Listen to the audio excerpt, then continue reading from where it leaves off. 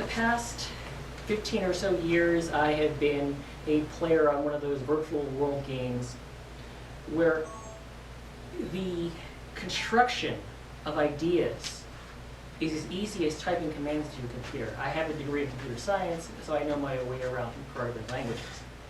And while I've never actually built something more than a sandcastle, being able to type in commands for digging a room and opening exits is made a lot simpler when everything that you need is stored on the computer. And the idea behind building, in this case, a virtual corporate building or a starship, is such that how well can you, as the master storyteller, or in this case, master designer, design the room environment such that what you have there is something that someone else can walk into the virtual room and see what you see in your eye. Now, in this case, what I was doing was building a puzzle. And this puzzle was built as a giant garden hedge maze. I have no skill whatsoever in gardening, but if you're building a virtual world, you don't need it. And the idea was that you have a bunch of statues that you're walking around the garden and interacting with. And each statue had a puzzle. The first one had a puzzle where you had to match geometric shapes on the puzzle, interacted with the commands, similar to old textile adventure games. The second puzzle was a number puzzle, where you had to figure out that each of the number grid things added up to 15. And the number 15 was the exit that you needed to take out of the room.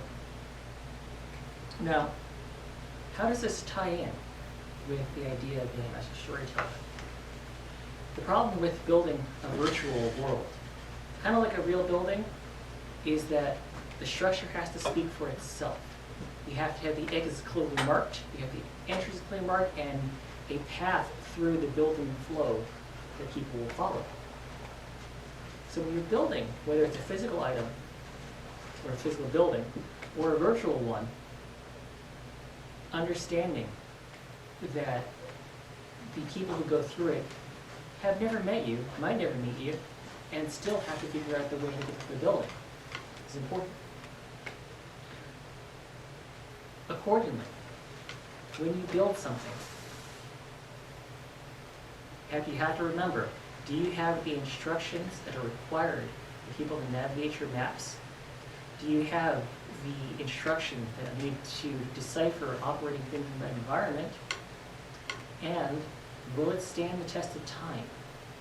I can tell you that 12 years later, I can sign into that same virtual world and find that topiary garden that I built for some friends of mine for their wedding is still there and still has people wandering through and solving the puzzle, because there's a little high score chart that says these are the people who solved the puzzle. I guess that means that I succeed as a builder in one sense. And there's a lovely video on Vimeo that I'll add to our Old Man Stories journal that has a man that builds an entire virtual streetscape for his wife as a bit of a love letter to her. And he puts in tiny details of flowers and walls and windows and building letters and all these things that he has in there, because it's a memory that he shared with her and something that he wanted to preserve forever and save in a picture.